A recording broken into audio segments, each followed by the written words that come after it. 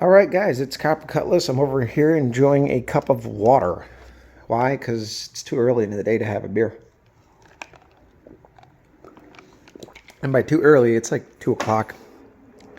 Been busy doing house stuff. Me and my wife have been reorganizing things as she's been more and more mobile. She's been walking with crutches, but she's moving around the house, and we decided to kind of do a cleanup day today. And I was supposed to wet sand this hood. This is Jerry's hood. You guys know the All Oldsmobile calendar. That was his baby. Doing this hood for him. And he got me some money for material, and I got primer and some other supplies. And then I went out and I had to buy a primer gun kit because my primer gun was no good. And then I had to buy some sandpaper, a couple other things that I was going to take care of. And at least we got it to this point. Now I got to wet sand and prep it. And I dug through my pile of paint cans to be able to use some colors that I got lying around to save them some money. Obviously, the hood's going to have its main color, but it's going to be kind of something patterned like, not exactly like mine. It's going to be different. Mine, it's an acquired taste, and with his, it's going to be kind of a little bit more contemporary but old school. We're going to have some lace work in there, but he doesn't want to go over the top with it, and I get it. It's not everybody's cup of tea, and you really got to be committed to it, because most people with the paint schemes that I got on the trunk and on the hood, you either love it or you hate it.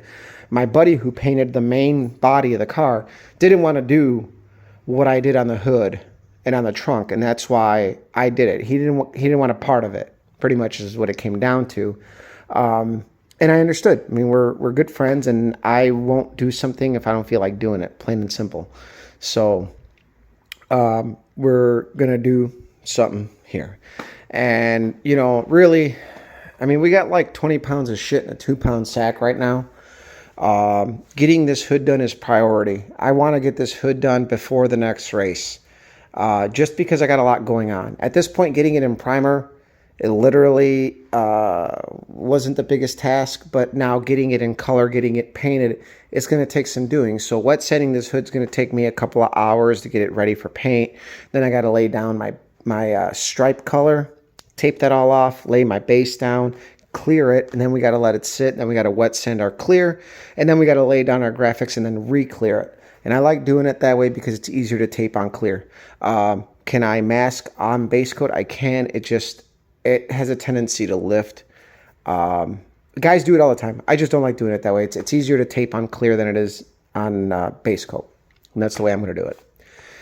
So this engine, we obviously found our oil pump issue, but before I put it back together, I am going to use some sacrificial oil and cycle. I'm going to go grab a couple of cheap STP filters from AutoZone, the cheapest you can get, or Fram filters, and I'm going to go through a couple of filters, and we have oil. So I'm going to cycle a bunch of this oil through that engine and just constantly get whatever was in there out, because we saw what was at the bottom of the oil pan. It was really, really dirty. Now, the only other thing that's in the back of my mind that I did not think about, you guys, is that I did a one-piece, I did the neoprene type rear main seal, like out of a Ford. I think it's the Y block. I think it's the Ford Y block type.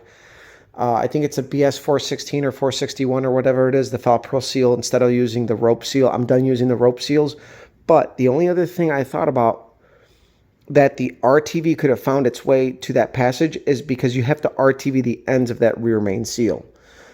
It could have possibly, that's the only way that the RTV could have possibly gone past the oil pump.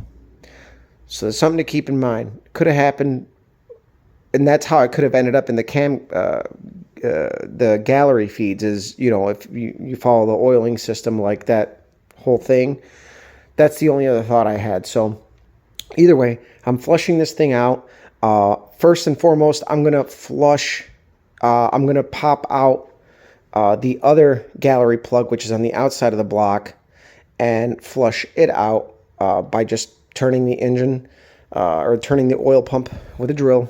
We're going to flush, get whatever could be in the galleries out. And then we're going to put the oil pan on, like, for good, clean it. But before that, clean it up, put our seals back on and everything. Then we're going to, do the whole thing I talked about with the cheap STP filters and whatnot. My block is done at the machine shop. That's going to be ready to reassemble. I have obviously got a lot of parts to clean up. This garage is pretty clean, but you got a lot of air, particulates, dust.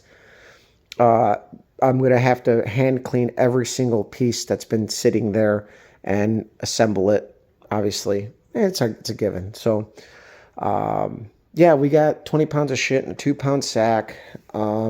And our next race isn't until August 12th, so we got quite a bit of time, and I should be able to get one of these 2 engines done. I really would like to put the J-headed 350 back in the car, just because that's what I had been running. And to be honest with you, I really like that engine.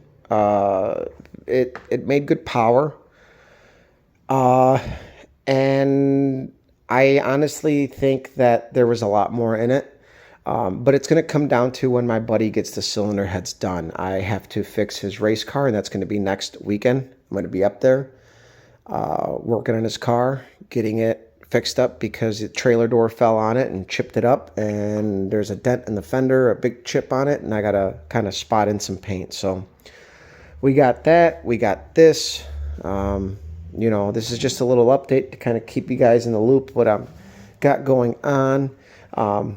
Let me know if you want to see more of that paint job in the process. I can set up, I think for that one, I can set up the camera. That'll kind of be pretty fun.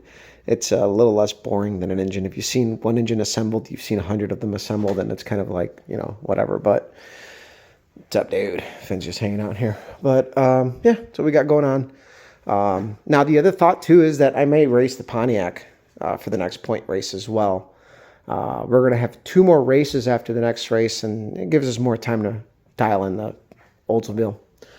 So, but we'll let you guys go. Share, like, subscribe. I hope you guys have enjoyed the saga that is my endless, I guess, it's just been the summer of work, a lot of work. Personally, in the hobby, at the shop, it's probably been one of the most hectic summers I've had, but we're trucking along, man. We're to quote my buddy Tim, man, we're in it to win it. He's got clutch issues. I think his car is back up and running, and he's got his issues too. And I think everybody running in Sportsman this year has had issues, so I'm not the only one. But we are 10th in points, amazingly. And we're going to keep trucking along, man. I wanted to be closer to the top 5, but if it doesn't happen, it doesn't happen. I'm just kind of happy to be in the top 10. The guys in the top 5 are all heavy hitters. They've been doing it way longer than me. I'd be happy just to get near that part of the list.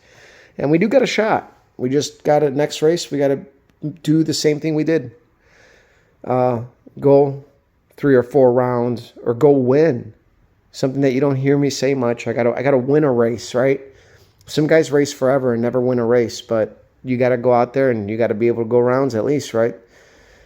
It's like circle track racing. It ain't lap by lap. It's the overall race, but we are running for points still, so we're doing all right. So we'll let you guys go. Share, like, subscribe. Follow me on Instagram as Copper Cutlass, and we'll let you guys go.